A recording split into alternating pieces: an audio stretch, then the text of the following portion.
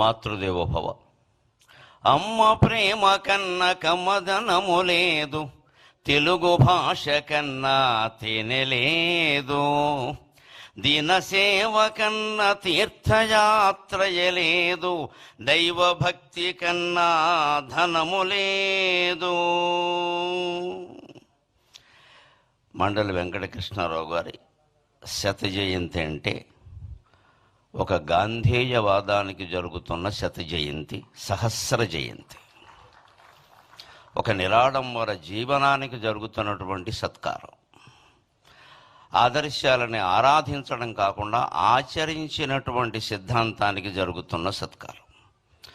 ఒక వ్యక్తిత్వము క్రమ్మి వేసినది సాహో ఆంధ్రదేశమునే, ఒక వ్యక్తిత్వము క్రమ్మి వేసినది సాహో ఆంధ్రదేశమునే, ఒక సేవాధృతి పారద్రోలినది, ఒక సేవాధృతి పారద్రోలినదహో ఉప్పెన్లు తుఫానులన్, ఒక సేవాధృతి పారద్రోలినదహో ఉప్పెన్లు తుఫానులన్, ఒక భాషాకృతి వేషమై తెలుగై ఓంకారమై భువిన్, ఒక భాషాకృతి వేషమై తెలుగై ఓంకారమై భువిన్, ఒక కృష్ణాకృతి మండలిన్, ఒక కృష్ణాకృతి మండలిన్ శతజయంత్యుత్సాహమై దీపిలన్.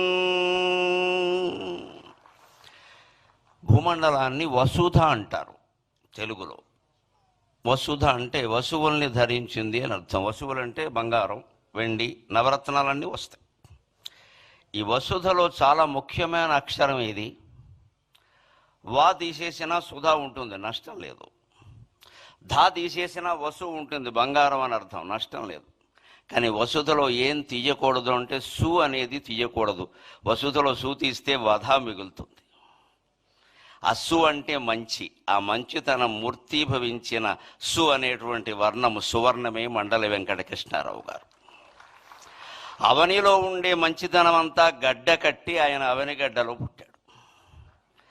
ఆ అవనిగడ్డకి తుఫాను వచ్చినప్పుడు, సునామీ వచ్చినప్పుడు, ఉప్పెన్లు కమ్మేసినప్పుడు పంచె పైకి అడ్డం కట్టి లేచి రైతులందరినీ పిలిచి శవాలు సైతం మోసి అనాథలకి అన్నం పెట్టి ఆదరించి తాను ఒక శాసనసభ్యుడిగా తనని అంతకుముందే ఏకగ్రీవంగా ఎన్నుకున్నటువంటి ప్రజలకి ఒక ఎమ్మెల్యే ఎంత చేయగలడో అంతకు 10 రెట్లు చేసినటువంటి మహానుభావుడైన. అటువంటి వాళ్ళు ఉన్నటువంటి సీమ, వాళ్ళ పేరు తలుచుకున్న చోట మళ్ళీ అటువంటి దుర్భిక్షం రాదు. ఇప్పుడు శత జయంతి వేడుకలు జరుపుకోవడంలో మన ఆశ ఏమిటి అంటే ఆ మహానుభావుని ఆశీస్సుల వల్ల మళ్ళీ ఆంధ్రప్రదేశ్ రాష్ట్రంలో ఎటువంటి దుర్భిక్షము రాకుండా సుభిక్షంగా వర్ధిల్లుతుంది, అందులో సందేహమే లేదు. అయినా సుభిక్షంగా వర్ధిల్లింపజేసేటువంటి అద్భుతమైన నాయకత్వం మనకి ఏడాది క్రితం లభించింది. మనం అదృష్టవంతులం.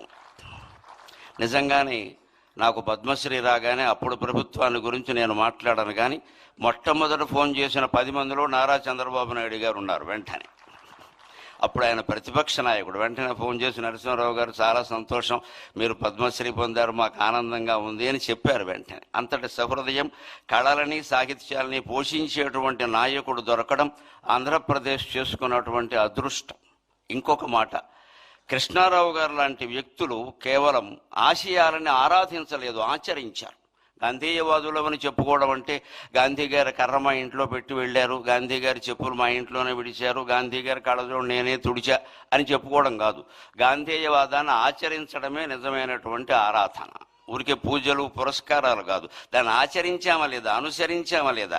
స్వాతంత్ర సమర యోధుడికి కేటాయించినటువంటి హౌసింగ్ బోర్డు వాళ్ళ ఇల్లు కూడా ఆయన తిరస్కరించి నాకు ప్రభుత్వం ఎమ్మెల్యేగా క్వార్టర్ ఇచ్చింది, అది చాలు అన్నాడు. అంతటి త్యాగమూర్తులు మళ్ళీ 175 మంది అవతరించాలని ఈ బడుగు బ్రాహ్మడి ఉద్దేశం, అంతకంటే ఏం లేదు. ఇక్కడ 175 మంది అదే ఉద్దేశంతో ఉండాలి. అన్నీ తీసి పారేస్తాం, మనకేం ఒక్కల ప్రజలకు సేవ చేయడమే గొప్ప విషయం. ఉన్నాస్తులు కరిగించుకున్నటువంటి నాయకత్వం మండలి వెంకటకృష్ణారావు గారిది. ఇది ఎక్కడి నుంచి వచ్చింది అంటే మన సంస్కృతి అటువంటిది. న కర్మణ న ధనేన అంటారు, న కర్మణ న ప్రజయా న ధనేన త్యాగేనైకే అమృతత్వమానసు. నీవు చేసిన యజ్ఞయాగాది కర్మల వల్ల కానీ ఏ కార్యక్రమాల వల్ల కానీ నీకు అమృతానందం కలుగుతుందో లేదో చెప్పలేం. నీ సంతానం వల్ల కూడా నీకు అమృతానందం కలుగుతుందో లేదో చెప్పలేం. సంతానం అంటే ఇవాళ ముందు సంతానం, తర్వాత సంతాపం, అనుమానం ఏం లే. ఫాలోడ్ బై డిన్నర్ అంటూ ఉంటారే, సంతానం ఫాలోడ్ బై సంతాపం. అంతకంటే లేనివాళ్ళు లేరని ఏడుస్తారు, ఉన్నవాళ్ళు ఉన్నారని ఏడుస్తున్నారు, అంతకంటే ఏం లేదు. ఈ సంతానం వల్ల నీకు అమృతానందం కలగదు. ఎన్ని వందల కోట్లు సంపాదించినా నీకు అమృతానందం కలగదు. త్యాగం చేస్తేనే అమృతానందం కలుగుతుంది. అది కృష్ణారావు గారి జీవితం. ఇట్టి ఈ క్రమశిక్షణకి ఎన్ని ఏండ్లు, ఇట్టి త్యాగానుభూతికి ఎన్ని ఏండ్లు, త్యాగమున అమృతత్వమునందుమనడి వేలేండ్ల సంస్కృతి ప్రాణమీవు, త్యాగమున అమృతత్వమునందుమనడి వేలేండ్ల సంస్కృతి ప్రాణమీవు. ఆయన భాషాభిమాని, కేవలం అభిమాని కాదు, ఆయన తప్పులు దిద్దేవాడు. ఓ మాస్టర్ అబ్బాయి కదా, గురువు గారు అబ్బాయి కదా, బుద్ధి చెప్పేవాడు, బుద్ధి తేనేమయ్యా అన్నాడు వేమన్న గారు. అందుకని ఆయన తప్పులు దిద్దేవాడు. టీచర్స్ డేని తెలుగులో గురువు గారి దినం అంటుంటే ఆ మాట ఏమిట్రా అన్నట్టు ఆయన. ఎందుకంటే దినం అనే మాట తెలుగులో ఎక్కడ వాడతారో అందరికీ తెలుసు. అందుకని ఎన్టీ రామారావు కూడా శ్రీకృష్ణ విజయంలో గొప్ప డైలాగు పెట్టించాడు ఆయన కావాలని. ఆ దినమునకు మీరు రావాలను అంటే వెనగానే రామారావు గారు కృష్ణుడి వేషంలో ఉండి తద్దినంబునకే రాగలము అంటాడు. అంటే నీకు తద్దినం పెడతానని అర్థం. అది అందులో విలన వేషం వేసిన రాక్షసుడికి తద్దినం పెడతానని, తద్దినంబునకే రాగలనని రాయవాయ, రెండు అర్థాలు వస్తాయన్నాడు. భాషాభిమాని, భాషా పండితుడు కదా రామారావు గారు అంటే. అలాగే ఈయన కూడా అదే. కాబట్టి గురువు గారి దినం అంటే ఏమిటది? గురు పూజా మహోత్సవం అని మొట్టమొదట మార్చిన వాడు మండల వెంకట కృష్ణారావు గారు. భాషలో అటువంటి దోషాలు సరిచేయాలి మనం. మదర్స్ డే, ఫాదర్స్ డే అనగానే తల్లి దినం, తండ్రి దినం అనకూడదు. మనకి దినాలు పెట్టే అలవాట్లేదు. ప్రతిరోజు తల్లిని గౌరవిస్తాం, ప్రతిరోజు తండ్రిని గౌరవిస్తాం. మనకి డేస్ జరుపుకోవడం మానేసి వాళ్ళ పుట్టినరోజు నాడు వాళ్ళ దగ్గర కూర్చుని పారసేవ చేస్తే అది మాతృభాషా దినోత్సవం, మాతృదేవీ దినోత్సవం కూడా అవుతుంది. అటువంటి ఆదర్శాలన్నీ మనం స్వీకరిద్దాం. ఇవాళ మండల బుద్ధప్రసాద్ గారు కూడా తండ్రికి ముమ్మూర్తుల 100కి 100 పాళ్ళు ప్రతిరూపమైనటువంటి వ్యక్తి. వ్యాసభారతంలో అటువంటి వ్యక్తుల గురించి ఒక మాట చెప్తారు. అంగాద్ సంభవసి ఆత్మావై పుత్ర నామాసి, అంగాద్ సంభవసి ఆత్మావై పుత్ర నామాసి. నా యొక్క ప్రత్యంగము రూపుదాల్చి నువ్వు పుట్టావయ్యా అంటాడు తండ్రి కొడుకుతో వేదంలో. అలాగే కృష్ణారావు గారి యొక్క ఆత్మ, బుద్ధి, మనస్సు, దేహం సర్వావయవాలు రూపుదాల్చి పుట్టినటువంటి వ్యక్తి బుద్ధప్రసాద్ గారు. ఎప్పుడు మేము రాజకీయాలతో సంబంధం లేకుండా మేము 3-4 గ్రూపుకి చెందిన వాళ్ళం ఉన్నాం. నాకు వాట్సాప్లు లేవు కానీ మాట్లాడుకుంటాం ఫోన్లో. ఏం మాట్లాడుకున్నా భాషా సాహిత్యం, ఇంకో మాట ఉండదు అక్కడ. అటువంటి స్నేహం బుద్ధప్రసాద్ గారితో ఉంది. వారి కార్యక్రమం మొదట్లో ఆయన శత జయంతి గురించి చాలా విశేషాలు మనకు చెప్పారు. మళ్ళీ మండల వెంకటకృష్ణారావు గారు లాంటి నాయకులు 175 నియోజక మాతృదేవోభవ. అమ్మ ప్రేమ కన్న కమ్మదనము లేదు, తెలుగు భాష కన్నా తినలేదు, దినసేవ కన్న తీర్థయాత్రయలేదు, దైవభక్తి కన్నా ధనము లేదు. మండల వెంకటకృష్ణారావు గారి శత జయంతి అంటే ఒక గాంధేయవాదానికి జరుగుతున్న శత జయంతి, సహస్ర జయంతి. ఒక నిరాడంబర జీవనానికి జరుగుతున్నటువంటి సత్కారం. ఆదర్శాలని ఆరాధించడం కాకుండా ఆచరించినటువంటి సిద్ధాంతానికి జరుగుతున్న సత్కారం.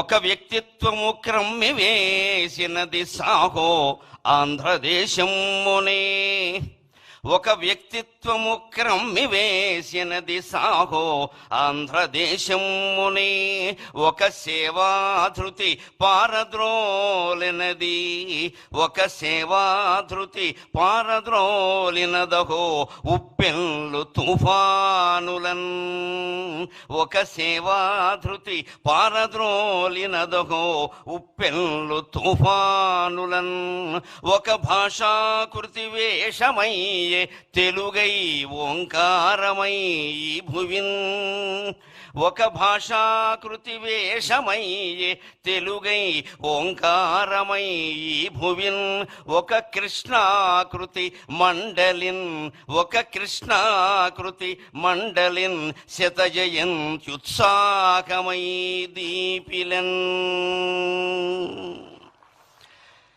భూమండలాన్ని వసుధ అంటారు తెలుగులో. వసుధ అంటే వసువుల్ని ధరించింది అని అర్థం. వసువులు అంటే బంగారం, వెండి, నవరత్నాలన్నీ వస్తాయి. ఈ వసుధలో చాలా ముఖ్యమైన అక్షరం ఇది. వా తీసేసినా సుధా ఉంటుంది, నష్టం లేదు. ధా తీసేసినా వసు ఉంటుంది, బంగారం అని అర్థం, నష్టం లేదు. కానీ వసుధలో ఏం తీయకూడదు అంటే సు అనేది తీయకూడదు. వసుధలో సు తీస్తే వధ మిగులుతుంది. అస్సు అంటే మంచి, ఆ మంచితనం మూర్తీభవించిన సు అనేటువంటి వర్ణము సువర్ణమే మండలి వెంకటకృష్ణారావు గారు. అవనిలో ఉండే మంచితనం అంతా గడ్డ కట్టి ఆయన అవనిగడ్డలో పుట్టాడు. ఆ అవనిగడ్డకి తుఫాను వచ్చినప్పుడు, సునామీ వచ్చినప్పుడు, ఉప్పెన్లు కమ్మేసినప్పుడు పంచె పైకి అడ్డం కట్టి లేచి రైతులందరినీ పిలిచి శవాలు సైతం మోసి అనాథలకి అన్నం పెట్టి ఆదరించి తాను ఒక శాసనసభ్యుడిగా తనని అంతకుముందే ఏకగ్రీవంగా ఎన్నుకున్నటువంటి ప్రజలకి ఒక ఎమ్మెల్యే ఎంత చేయగలడో అంతకు 10 రెట్లు చేసినటువంటి మహానుభావుడైన. అటువంటి వాళ్ళు ఉన్నటువంటి సీమ, వాళ్ళ పేరు తలుచుకున్న చోట మళ్ళీ అటువంటి దుర్భిక్షం రాదు. ఇప్పుడు శత జయంతి వేడుకలు జరుపుకోవడంలో మన ఆశ ఏమిటంటే ఆ మహానుభావుని ఆశీస్సుల వల్ల మళ్ళీ ఆంధ్రప్రదేశ్ రాష్ట్రంలో ఎటువంటి దుర్భిక్షము రాకుండా సుభిక్షంగా వర్ధిల్లుతుంది, అందులో సందేహమే లేదు.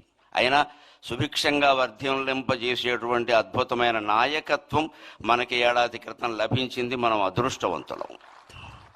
నిజంగానే నాకు పద్మశ్రీ రాగానే అప్పుడు ప్రభుత్వాన్ని గురించి నేను మాట్లాడాను, కానీ మొట్టమొదట ఫోన్ చేసిన 10 మందిలో నారా చంద్రబాబు నాయుడు గారు ఉన్నారు. వెంటనే అప్పుడు ఆయన ప్రతిపక్ష నాయకుడు. వెంటనే ఫోన్ చేసి నరసింహారావు గారు చాలా సంతోషం, మీరు పద్మశ్రీ పొందారు, మాకు ఆనందంగా ఉంది అని చెప్పారు. వెంటనే అంతటి సహృదయం, కళలని సాహిత్యాలని పోషించేటువంటి నాయకుడు దొరకడం ఆంధ్రప్రదేశ్ చేసుకున్నటువంటి అదృష్టం.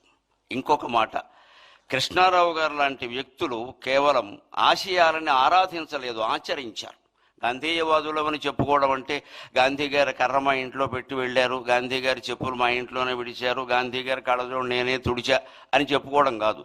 గాంధేయవాదాన్ని ఆచరించడమే నిజమైనటువంటి ఆరాధన. ఊరికే పూజలు పురస్కారాలు కాదు, దాన్ని ఆచరించామా లేదా, అనుసరించామా లేదా.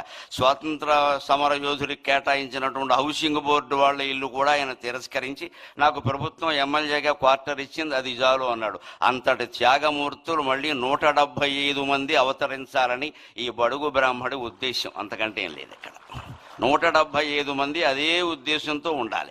అన్నీ తీసి పారేస్తాం, మనకేం ఒక్కల ప్రజలకు సేవ చేయడమే గొప్ప విషయం. ఉన్నాస్తులు కరిగించుకున్నటువంటి నాయకత్వం మండలి వెంకటకృష్ణారావు గారిది. ఇది ఎక్కడి నుంచి వచ్చింది అంటే మన సంస్కృతి అటువంటిది. న కర్మణ న ధనేన అంటారు, న కర్మణ న ప్రజయా న ధనేన త్యాగేనైకే అమృతత్వమానసు. నీవు చేసిన యజ్ఞయాగాది కర్మల వల్ల కానీ, ఏ కార్యక్రమాల వల్ల కానీ నీకు అమృతానందం కలుగుతుందో లేదో చెప్పలేం. నీ సంతానం వల్ల కూడా నీకు అమృతానందం కలుగుతుందో లేదో చెప్పలేం. సంతానం అంటే ఇవాళ ముందు సంతానం, తర్వాత సంతాపం, అనుమానమేం లే. ఫాలోడ్ బై డిన్నర్ అంటూ ఉంటారే, సంతానం ఫాలోడ్ బై సంతాపం. అంతకంటే లేనివాళ్ళు లేరని ఏడుస్తారు, ఉన్నవాళ్ళు ఉన్నారని ఏడుస్తున్నారు, అంతకంటే ఏం లేదు. ఈ సంతానం వల్ల నీకు అమృతానందం కలగదు. ఎన్ని 100 కోట్లు సంపాదించినా నీకు అమృతానందం కలగదు. త్యాగం చేస్తేనే అమృతానందం కలుగుతుంది. అది కృష్ణారావు గారి జీవితం.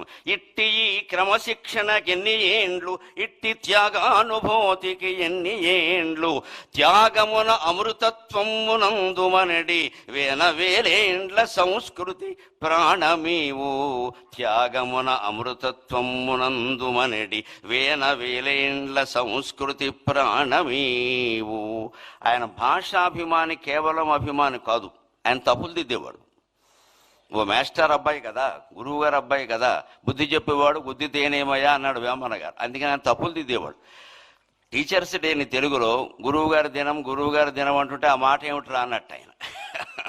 ఎందుకంటే దినం అనే మాట తెలుగులో ఎక్కడ వాడతారో అందరికీ తెలుసు. అందుకని ఎన్టీ రామారావు కూడా శ్రీకృష్ణ విజయంలో గొప్ప డైలాగు పెట్టించాడు ఆయన కావాలని. ఆ దినమునకు మీరు రావాలను అంటే వెనగానే రామారావు గారు కృష్ణుడి వేషంలో ఉండి తద్దినంబునకే రాగలము అంటాడు. అంటే నీకు తద్దినం పెడతానని అర్థం. అది అందులో విలన వేషం వేసిన రాక్షసుడికి తద్దినం పెడతానని, తద్దినంబునకే రాగలనని రాయవాయ, 2 అర్థాలు వస్తాయన్నాడు. భాషాభిమాని, భాషా పండితుడు కదా రామారావు గారు అంటే.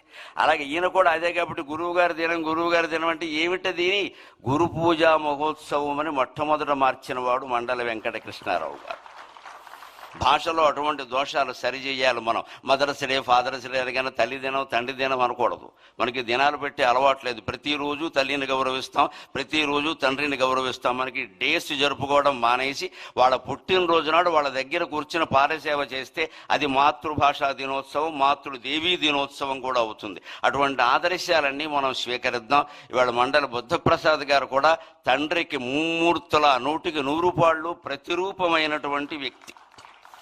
వ్యాసభారతంలో అటువంటి వ్యక్తుల గురించి ఒక మాట చెప్తారు. అంగాద్ సంభవసి ఆత్మావై పుత్ర నామాసి, అంగాద్ సంభవసి ఆత్మావై పుత్ర నామాసి. నా యొక్క ప్రత్యంగము రూపు దాల్చి నువ్వు పుట్టావయ్యా అంటాడు తండ్రి కొడుకుతో వేదంలో. అలాగే కృష్ణారావు గారి యొక్క ఆత్మ, బుద్ధి, మనస్సు, దేహం సర్వావయవాలు రూపు దాల్చి పుట్టినటువంటి వ్యక్తి బుద్ధప్రసాద్ గారు. ఎప్పుడు మేము రాజకీయాలతో సంబంధం లేకుండా మేము 3-4 గ్రూపుకి చెందిన వాళ్ళం ఉన్నాం. నాకు వాట్సాప్లు లేవు కానీ మాట్లాడుకుంటాం ఫోన్లో. ఏం మాట్లాడుకున్నా భాషా సాహిత్యం, ఇంకో మాట ఉండదు అక్కడ. అటువంటి స్నేహం బుద్ధప్రసాద్ గారితో ఉంది. వారి కార్యక్రమం మొదట్లో ఆయన శత జయంతి గురించి చాలా విశేషాలు మనకి చెప్పారు. మళ్ళీ మండలి వెంకటకృష్ణారావు గారు లాంటి నాయకులు 175 నియోజకవర్గాలలోనూ ఆవిర్భవించాలి. ఆంధ్రప్రదేశ్ భారతదేశంలో కాదు ప్రపంచంలోనే ఆదర్శమైనటువంటి రాష్ట్రంగా ఉండాలి అని కోరుకుంటూ నేను సెలవు తీసుకుంటున్నాను.